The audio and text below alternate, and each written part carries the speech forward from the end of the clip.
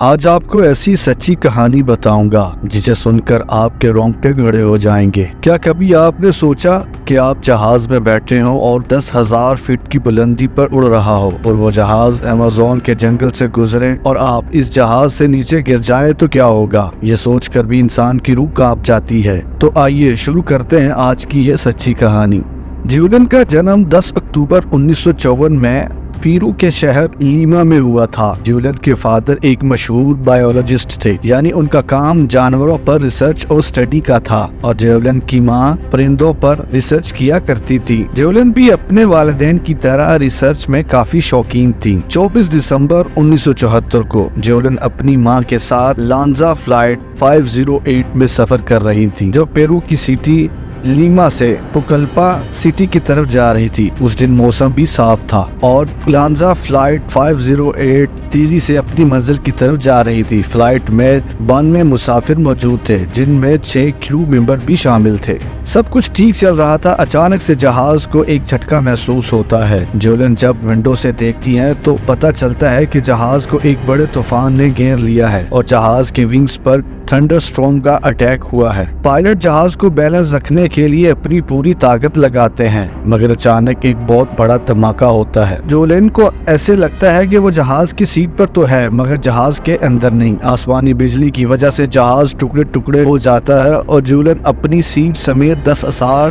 Fit کی بلندی سے نیچے گرنے لگتی ہیں۔ جب جیولن کی آنکھ کھلتی ہے تو جیولن ایمیزون کے جنگل میں ہوتی ہیں۔ ایمیزون جنگل دنیا کا خطرناک جنگل ہے۔ جیولن درختوں سے سلائڈ کرتے جنگل میں گرتی ہیں۔ جیولن کے زندہ بچ جانے کے بعد بھی جیولن بہت زیادہ زخمی بھی ہوتی ہیں۔ جیولن کو گھڑی کی آواز سنائی دیتی ہے جو اس ٹائم صحیح کام کر رہی تھی، مگر جب جیولن گھڑی سے ٹائم دیکھتی ہیں تو پتہ چلتا ہے کہ جیولن کی اینک ہی ٹوٹ چکی ہے۔ جیولن کے مطابق 24 گھنٹے گزر چکے تھے، مگر جیولن کی حالت ایسی تھی کہ وہ چل بھی نہیں سکتی تھی، لیکن جیولن نے ہمت نہیں ہاری۔ جیولن نے اپنے آس پاس تلاش شروع کی، شاید کوئی اور بھی زندہ بچ گیا ہو، مگر اکیلی ہی زندہ بچی تھی۔ جیولن کو ذرا بھی اندازہ نہ تھا کہ جنگل میں کس طرح سروائیو کیا جاتا ہے، لیکن جیولن جنگل کے بارے میں بہت کچھ جانتی تھی۔ جیولن جنگل سے نکلنے کے لیے راستہ اختیار کرتی ہیں۔ تھوڑی ہی دیر کے بعد جیولن کو ایک آواز آتی ہے، مگر یہ آواز بہت دور سے آ رہی تھی۔ یہ آواز ایک گیدڑ کی تھی۔ اس کی ماں نے بتایا تھا کہ جہاں بھی گیدڑ کی آواز آئے وہاں کوئی نہ کوئی لاش ضرور ہوتی ہے۔ جیولن نے اسی آواز کی طرف جانا شروع کر دیتی ہے اور جب وہاں پہنچ جاتی ہے تو وہ دیکھتی ہے کہ 3 مسافروں کی لاشیں زمین میں گڑی ہوئی ہیں۔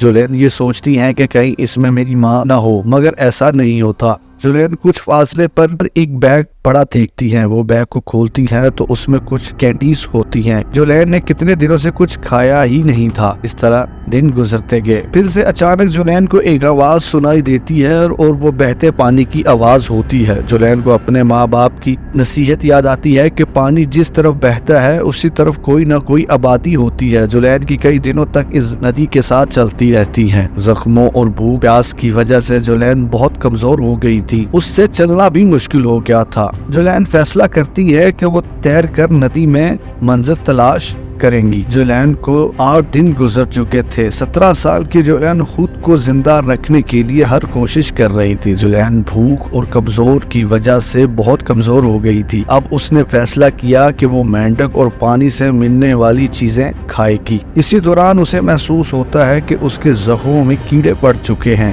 یہ دیکھتے ہی جیولن چلانا شروع کرتی ہے، مگر وہاں کون سننے والا تھا۔ آخرکار جیولن پھر سے حوصلہ کرتی ہے اور آگے بڑھتی ہے اور پانی کے ساتھ چلتی ہے۔ دن گزرتے گئے مگر ابھی تک کوئی امید نہیں تھی۔ پھر اچانک جیولن کو ندی کا سائز بڑھتا ہوا نظر آیا اور جیولن کو ایک کشتی نظر آئی جسے دیکھ کر وہ خوش ہو جاتی ہے۔ جیولن تیر کر کشتی کے نزدیک جاتی ہے اور کشتی میں بیٹھ جاتی ہے۔ جب وہ کشتی میں دیکھتی ہے تو ایک پیٹرول کی بوتل اس میں پڑی ہوتی ہے۔ جیولن اپنے جسم پر وہ پیٹرول چھڑکتی ہے جس سے اس کے زخموں میں بڑے کیڑے باہر نکلتے ہیں۔ اس کے بعد جیولن بے ہوش ہو جاتی ہیں جب جولین کی آنکھ کھلتی ہے تو وہ انتظار کرتی ہیں کہ شاید کشتی والا آئے، لیکن دن سے دوپہر ہوگی اور دوپہر سے رات، کوئی بھی کشتی لینے والا نہ آیا۔ اسی انتظار میں رات پڑتی ہے اور صبح ہو جاتی ہے۔ صبح دوپہر کے وقت اس کو 3 آدمی نظر آتے ہیں جو اس کی طرف آ رہے ہوتے ہیں۔ یہ وہ آدمی ہے جو جنگل میں شکار کے لیے آئے تھے۔ تینوں آدمی اس کے پاس آ کر جولین سے پوچھتے ہیں کہ تم کون ہو؟ جولین کہتی ہے کہ میں لانسا 508 فلائٹ کی زندہ بچ جانے والی اکلوتی مسافر ہوں۔ وہ تینوں اس کو ہاسپٹل لے کے جاتے ہیں، وہاں اس کا علاج کروایا جاتا ہے جس سے اس کی جان بچ جاتی ہے۔